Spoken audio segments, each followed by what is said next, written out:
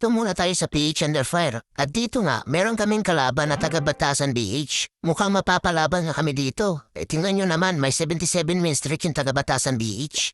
At hindi lang yun, kung titingnan nyo nga, ang ganda nga ng warlag nila na may 142 wins at 8 losses only. Tapos, puro perfect pa nga yung mga laban nila. Kaya dito, bigyan natin ng magandang laban yung mga idolo natin dahil meron kaming inaalagahan na 36 win streak dito sa PH Under Fire.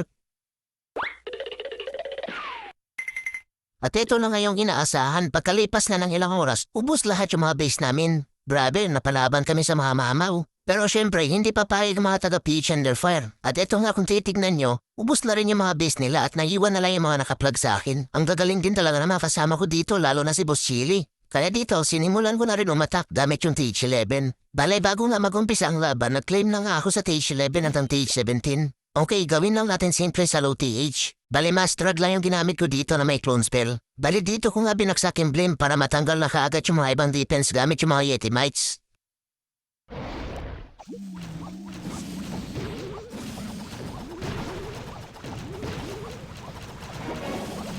At yun, umabot naman yung din doon sa may Inferno Tower.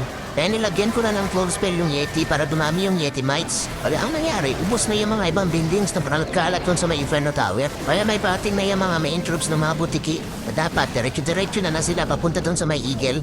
Pero pinaba ko muna si Topakin para matanggal yung isang hard defense gamit yung malaking pana niya.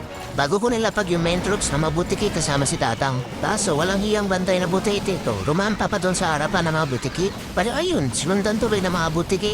At hindi na nga dumiretso itong tukundo sa may Eagle. Pero hayaan na, kaya pa rin naman mat-restart to dahil sa anak tinambayo na nakuha ng Yepil Team. At hindi ko na nga masyadong voice over dito guys dahil wala naman masyadong ganap dito sa mga butiki. Simplihan lang muna natin yung mga attack dito sa low TH bago tayo umabot sa main event doon sa TH17. Marami naman tayo pwedeng pagpilian na tips composition sa low TH. Kaya ng Queen Charge Hybrid at Queen Charge Labalons. Pero sa mga ganitong pagkakataon na naghahabol tayo ng panabla, kaya gagawan lang muna natin ng simple gamit yung mga butiki. Pero kung may gusto kayong mapanood na creative attack sa low TH, meron na akong in-upload sa YouTube guys. Hanapin nyo na lang sa baba. Sana panoorin din po nila dahil napakalaking tulong na po yun gaya po sa akin na content creator.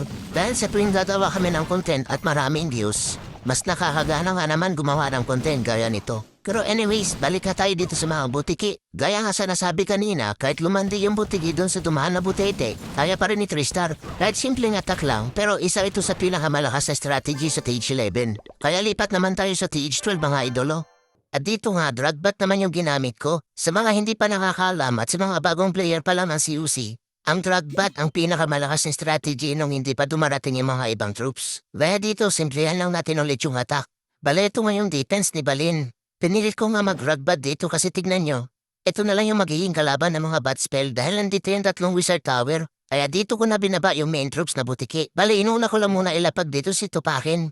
At ginamit lang yung malaking pana niya para matanggal na kaagad yung dalawang air defense. Sinama ko lang yung abnoy para may tatangki dito kay Tupakin. At yung dalawang butiki na may kuryente dito ko naman nilagay sa may baba. Kaya ayan, may patig na yung main troops ng mga butiki. Kaya nilapag ko na kasama si Tatang at yung Yeti din. Pinaiming ko lang yung paggamit ng ability ni Tatang na Eternal Tom. Para sigurado na yung Yeti din aabot sa may taon nun. Pero ayos din yung bantay ni Gwarin, mga butiki rin pala. Kaya bahala sila dyan magbugahan ng tae. Dahil si Tupakin, nadikita na nga na Sindelite. Kaya prines ko muna para mabuhay pa yung Tupakin. Sabay baba sa mga bad spell para sila na yung bahala ang ubo sa mga defense na nandito sa may taas. Bale sa kanila ko na ginamit yung last na rage spell para mas lalong mapabilis yung pagtanggal dito sa mga ibang defense na nandito sa may taas. Sa mga ganitong pagkakataon na halos walang kalaban yung bad spell, as okay gumamit ang drag bat strategy. Dahil sa bupot na madali ng gamitin, iwas time fail pa tayo. E tingnan nyo naman, may 2 minuto para titira sa oras. Mas lalo bang napabilis dahil sa ginamit ko yung ability ni Atnoy na Spiky Ball. Pero kung gusto nyo mapabilis pa lalo, panoorin nyo na yung video na in-upload ko. Masterad na may kasamang magic. Ayun, sigurado 10 to 15 seconds lang tapos na agad yung attack. Pero wag nyo na asahan na laging 3-star. Teka, tapos na tayo sa stage 12 kaya dito naman tayo sa stage 13. At dito nga, hybrid attack naman yung ginamit ko. Combination ng mga butiki at bungo rider. Tapos yung bida, si Hirong Tomboy. Ang tawag sa strategy na to, Tomboy Charge. Panalakarin na natin si Hirong Tomboy para matanggal na kaagad yung mga ibang defense. Suportahan lang natin ang mga MB-spell. Bale dito ko sana ilalapag yung main troops sa mga butiki at bungo rider. At si Hirong Tomboy naman yung bahala ang uubos sa mga defense na nandito sa loob. Kaya nilapag ko na dito si Hirong Tomboy at ginamit kaagad yung ability niya na Rocket Spear. Bale, antayin lang natin maubos yung siyam na bala ng Rocket Spear ni Hirong Tomboy. Malayo naman yung range yan kaya hindi pa siya maaabutan ng mga ibang defense. Pag naubos na yung siyam na bala, saka natin suportahan ang Indispel. Sa paglapag naman ng Indispel mga idolo, magbilang lang tayo ng every 4 seconds bago tayo maglapag ng panibago. Siguro marami pa rin sa atin ang hirap sa Tomboy Charge. Dahil bukod sa pag-late drop ng Indispel, ay nalilito pa rin yung iba sa atin kung saan ba pupunta si Tomboy. Ganito lang yan mga idolo, alam naman natin na defense yung favorite target ni Hirong Tomboy. Kaya kung saan yung mas malapit na defense, yun talaga yung pupuntahan ni Hirong Tomboy. Pero minsan, di maiwasan na mag-iba ng ruta si Hirong Tomboy. Dahil bukod sa mga poste ng PLDT, meron pang ipo-ipo. Kaya sa mga ganong sitwasyon, mas okay kung i-advance natin yung paglapak ng Indispel para hindi agad mamaalam si Hirong Tomboy. Pero dito nga pala, nagkamali pala ako dito ng pagdala ng isang spell. Dahil isang rage lang sana yung kailangan ko dito at yung isa ay recall spell. Pero huli ko na napansin kaya hinayaan ko lang mamaalam si Hirong Tomboy. Dahil malaki naman na yung nahiambag niya kaya pinahinga ko muna. Kaya ito na yung main troops na butiki kasama yung mga buong rider. Ang plano, doon ko sana sa may 9 o'clock lalapag. Pero nagbago dahil kay Tomboy Charge. Pero okay lang yan, parehas lang naman din yung kinalabasan. Bali, nilapagan ko pala ng cute na baby dragon doon sa may taba para matanggal yung mga kalat na naiwan ni Hirong Tomboy. At dito nga mga idolo, kung mapapansin nyo, sama-sama lang yung mga butiki kasama yung mga buong rider. Dahil kay Tomboy Charge, nagkaroon ng patin yung main troops. Pero aminin natin, mula noong nagkauso ang Tomboy Charge, puro ganitong strategy na lang ata yung napapanood natin mula taong 13 hanggang taong 17. Pero gano'n na nga siguro talaga dahil malakas na, hindi pa mahirap gamitin. Kaya kahit gusto ko gumawa ng mga creative attack sa mga low TH, mas pinili ko na lang muna gumamit ng Tomboy Charge. Mahirap na, baka maputol pa yung misrick na inalagaan namin dito sa TH and file. Pero syempre, sirambutan tayo, kaya panoorin yung gandulo guys na gagawin tayong kakaibang attack. Kaya dito, isikir muna natin yung mga low TH bago tayo umakyat sa taas. At ito, natapos na tayo sa TH 13, kaya lipat naman tayo sa TH 14. At dito na nga nagsisimula yung pagiging lutaw ni Rambutan. Ang malakas ang strategy pa naman sana yung ginamit ko dito. At ito nga sana yung mga Super Yeti na may kasamang bulalakaw ni Tatang. Nai-content ko pa naman ito na kayang nandurog ng Stage 17 kahit na Stage 14 lang tayo. Kaso ang nangyari dito nasobrahan sa plano. Ang plano ko pa naman sana, dito ko padadaanin yung main troops at tatanggalin ko lang sana tong eagle gamit yung bulalakaw ni Tatang. Kaya kailangan ko lang gamitan ng Indispel yung mga ibang defense at yung bulalakaw ni Tatang, doon mismo sa may eagle ko patatamaan. Kaso, ito na ngayon nangyari. Ayun, sakto naman yung pinuntahan ng bulalakaw ni Tatang. Kaya nilapagan ko na ng 2 lindol para matanggal yung eagle. Kaso, nagulat ako. Bakit yung mga healer ayaw sumama kay Tatang? Yung pala, naging manananggal at nasa ere nga. Parang timang tuloy yung mga healer, di alam kung sino yung i-heal nila. Yan ang epekto. Sa kakagamit ng butiki, nakalimutan pa nga iset sa ground si Tatang. Pero sinunod ko pa rin yung plano dahil nilapag ko pa rin si Topawin para maila yung mga healer. Pero wala talaga dahil sa bandang dulo, hindi ko pa rin nagawang ni Tristan. Epekto na siguro sa sobrang tulala sa nangyari kay Tatang. Kaya ang ginawa ko, lumipat na lang ako sa isang account na Stage 13. At dito nga, ginamit ko na yung pamalakasang strategy sa Stage 13. Yun ay ang mga super bruha. Stage 13 lang tayo dito pero baba na tayo sa max Stage 14. Wala na rin kasi ako natirang attack sa Stage 14 kaya itong Stage 13 na lang yung sinubukan ko dito. At ganun pa rin yung plano, nagkaiba nga lang sa mga main troops. Kaya inulit ko lang gamit yung bulalakaw ni Tatang. Pero sa ngayon, hindi naman nananggal si Tatang dahil naglalakad na. Kaso, hindi pala kayang tanggalin ng bulalakaw ni Tatang yung eagle. Kaya ang nangyari, expo nga lang yung natanggal na main defense sa bulalakaw ni Tatang. Pero okay lang yan, bali inantay ko na lang si Tatang dito na maabot niya yung eagle. Kailangan ko kasi tanggalin yan bago ko ilapag yung mga main troops. Mahirap na kasi pag hindi natanggal yan, tuwang-tuwa yan sa kakahagisan tayo sa mga bruha. Kaya anong natanggal na ni Tatang, nilapag ko na yung 3 bruha. Tapos yung bahay ng aso naman dito sa may baba kasama si Topaki na Queen. Ginamit ko na kaagad yung ability niya na malaking pana para matanggal na yung mga buildings sa pakalat-kalat dito sa may baba. Mahirap na pag hindi natanggal kaagad. Posible kasi puntahan ng mga big boys kasama ng mga bruha. Dahil ang plano, padiretsuhin yung mga bruha kasama yung mga big boys papunta sa may town hall. At yung Topaki na yung bahala ang magtatanggal sa mga buildings sa pakalat-kalat dito sa may gilid. Kaya naglapag lang ako dito ng jump spell para makapasok palalo yung mga bruha kasama yung mga big boys. Kaso, ito isang bruha na to, ang sarap sa bunutan. E paano ba naman? May walay ba naman sa grupo tapos hinihila pa yung mga healer? Ang ganda na sana ng plano, meron lang talagang pasaway dito sa grupo. Malaki ata yung pagkakautang sa kanya ng enemy queen at pinuntahan niya nga. Kaya prinis ko na muna yung queen at napaganaw isang ninja. Sa kanya tuloy napunta yung attention ko at napabayaan na yung mga troops ko dito sa gitna. Kaya ayun, isa-isa na halatang damata yung mga main troops ko dito sa gitna. Buti nila nakapasok yung abnay na Biggie at yung tupake na queen. At sila na ngayon bahala dyan sa may town hall. Dahil yung hero tomboy nilapag ko na dito sa may taas. Para siya na yung bahala ang magtatanggal sa mga ibang defense na dito sa may taas. Dahil yung isang bruha, kinulong niya sarili. Bruha ka nga talaga, ang sarap mong sabunutan. Pero hayaan na, focus na lang tayo kay hero tomboy dahil siya yung bida dito. Pero teka, hindi pa pala natatanggal yung tunnel at namahalam na ngayong BK. Kaya ginamitan ko na muna ng Imbis-Prince Topake na queen para sigurado na matatanggal yung town hall. Dahil yung pisting bruha nakakulong pa rin dun sa may pader at wala ka talaga siyang balak na ibigay yung mga hilit kay Topake na queen. Kaya ayun, nasubukan ng tae at namahalam na nga. Buti na lang makunat-kunat yung hirong tomboy. Dahil siya na nga yung natapos dito sa defense ni MJ. Dahil yung isang bruha walang balak na tumulong at nagkulong na lang nga doon sa may pader. Saka pa lumabas kung kailan na 3-star na. Mapapakaamot na lang talaga sa singit habang tinitignan yung bruha. Pero buti na lang na 3-star na at kinayahan ng Stage 13 gamit yung mga super bruha dito sa Stage 14. Kaya lipat na tayo dito sa Stage 15 bago pa ma-high blood. At ito naman yung ginamit ko, isa sa pinakamagandang strategy dito sa Stage 15. Masasabi ko talaga na malakas tong strategy na to dahil subok ko na. At ilang beses ko na rin nagawa ng content to kaya kung gusto nila mapanood, makikita nila sa YouTube channel ko. Pero balik na muna tayo dito sa base ni Bonbon. Maganda yung defense niya pero gawan lang natin ng simpleng attack.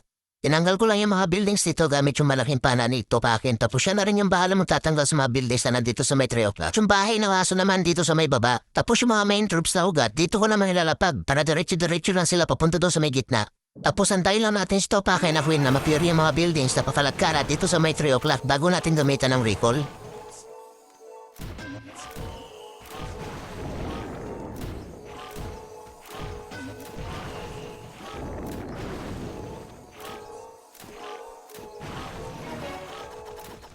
Bale dito nga, possible pa na matikdan niya yung enemy tomboy bago siya ginamitan ng recall spell.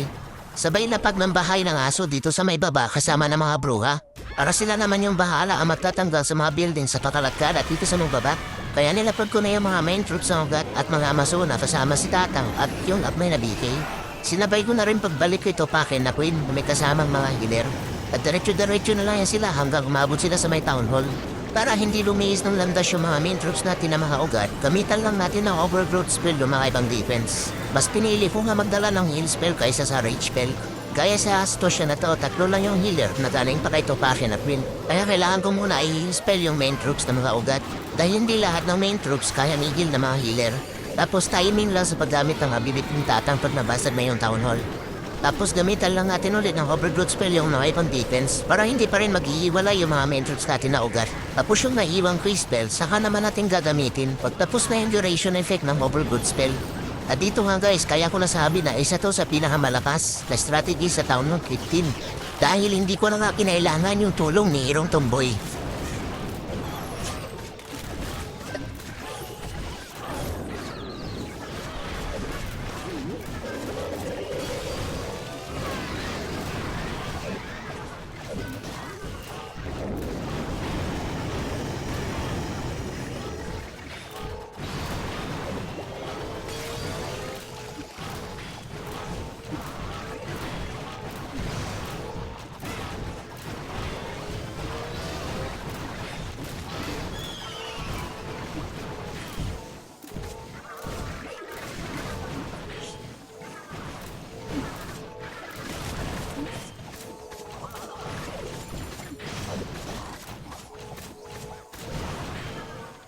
Ayun na nga mga idolo, kung nahihirapan pa rin tayo sa page 15, subukan nyo gamitin yung ganitong strategy. Recommended ko talaga to dahil proven tested ko na. Pero dito na muna tayo sa stage 16. Last 2 base na lang at maitatabla ko na yung laban. At dito nga, kakaibang rocket balloons yung strategy na ginamit ko. Dahil kailangan ko lang yung tulong ng bulalakaw ni Tatang. At super yeti claw naman para matanggal yung mga ibang defense. At ito na ngayon defense ni Pisot. Huwag na kayo magtaka guys kung bakit Pisot yung IGA ni Idol. Dahil makikita naman natin sa kanyang mga pader. At dito nga, inimbi ko lang yung mga ibang defense sabay gamit ang ability ni Tatang na bulalakaw. At doon parang napakalaking value na dahil agawang tanggalin yung mga ibang main defense. At dito ko naman nilapad yung barena na may karga-kargang super yeti. At ginamitan ko lang ng reach at 2 plume. Para yung mga Yeti Mites na yung bahala magtatanggal doon sa mga ibang defense. At naglapod na nga ako dito ng 2 Yeti sa may baba. Dahil ang plano, sasama ko si DK. O bakit kita tang? Kaya papasok na lang sana sila sa may town hall. Kaya nilapadan ko na lang isang bungo na nakaisak na si Pae para mabuksan yung pader. Kaso, nakipagsuntukan muna kay Eni ni DK. At ang nangyari, nahila ng elixir collector si Abnay na BK. At natutukan na nga ng single Inferno Tower. Tapos, lumabas pa nga yung Mad Dine episode na 2 puting bakulaw. Kaya napagamit na ako dito ng ability ni Abnay na BK ng Earthquake Boots para mabuksan yung pader at makapasok sila sa loob. Pero nang dahil sa bantay ni Kisot na puting bakulaw, halos hindi nga makagalaw dito yung Abnay na BK stopa kaya nagbinat si Tatang. Sabay naka-preheat pa nga yung Eagle Artillery at tuloy-tuloy nga sa paghahabis ng tae sa mga hero. Kaya nailapag ko na dito si Herong Tomboy para makatulong pa sa pagtanggal sa mga ibang defense. At pa isa-isa na nga ako dito naglalapag ng mga rocket balloons. Dahil ang ganda nga ng pwesto dito ng monolith ni Pisot at hindi nga abot ng mga ibang hero. At huli ko na nga naisip mukhang mali ata yung plano ko. Dahil doon ko dapat pala pinapasok yung mga hero sa may Eagle Artillery.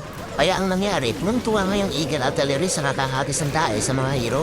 Pero buti na lang, makunat-kunat yung Herong Tomboy at siya na nga yung natanggal dito sa mga ibang defense na dito banda sa may Eagle Artillery. Kaso, yung Archer Queen, kinopak na naman dahil lumiwalay na sa grupo at kinulong pa yung sarili. Kaya sa isip-isip ko dito, baka hindi na ka-3-star. Pero buti na lang, may natitira pa kung bungo na nakasfy sa tae. At siya nga yung MVP dito dahil makakapasok na yung tupake na Queen sa may multi-Archer Tower. At meron nga pala tayo isang spectator dito. Siguro si Piso to dahil wala namang online sa amin. Kaya shoutout sa iyo idol na taga Batasan BH. Saludo kami sa inyo dahil maaga na abo yung mga base namin. Mahuhusay din talaga ang mga taga Batasan BH dahil kayang-kaya i-3-star yung mga teacher din namin gamit yung mga teach 60 nila. Pero balik na muna tayo dito kay Topake na Queen. Nabubugbog na nga dito ng mga tambay na tiyanak habang tiniperikit pa ng Archer Tower. Kaya nilabas ko na yung malakasang higanteng kalbo para makatulong kay Topake na Queen. Mahirap na baka hindi pa matristar sayang yung plano. Pero buti na lang kahit may error, kinaya pa rin matristar yung defense episode. Para isang defense na lang ang kailangan ko matristar para may tabla yung laban at hindi maputol yung 26 win streak namin dito sa Page Under Fire.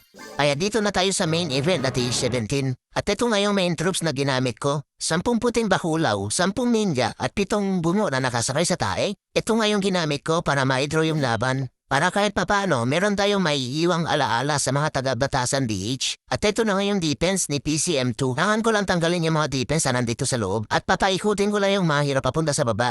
Kaya dito, kailangan ko lang muna gamitan ng Imbispell yung mga ibang defense. Dahil yung Multi-Inferno Tower yung target ng bulalakaw ni Tatang. Para kasama sa matatanggal yung Clan Castle at ibang defense na nakadikit sa Multi-Inferno Tower. Kaya eto na ang bulalakaw ni Tatang. Ayun, sa pool yung bunbunan.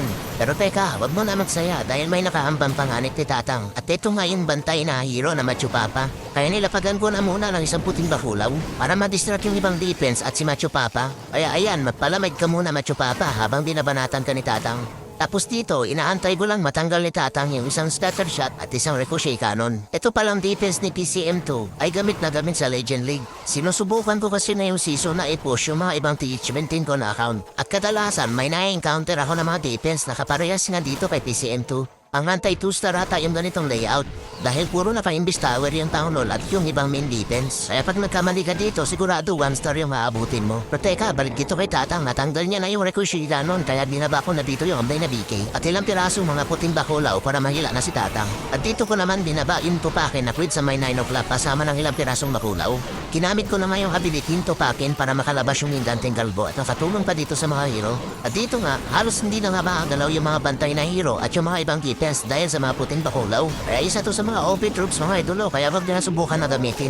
At dahil sa pababa na yung mga hero at mga puting bakulaw, kaya binaba ko na yung bahay ng aso dito sa may 6 o'clock. Para pag lumabas yung dalawang Pikachu kasama na mga kalamanggero, matatanggalan nila kaagad yung mga buildings na pakalat-kalat dito sa may baba para yung mga hero at mga puting bakulaw papasok na lang sa loob papunta sa may town hall. Kaso ang tibay dito ng isang Multi-Inferno Tower dahil inuulang nga talaga yung mga healer.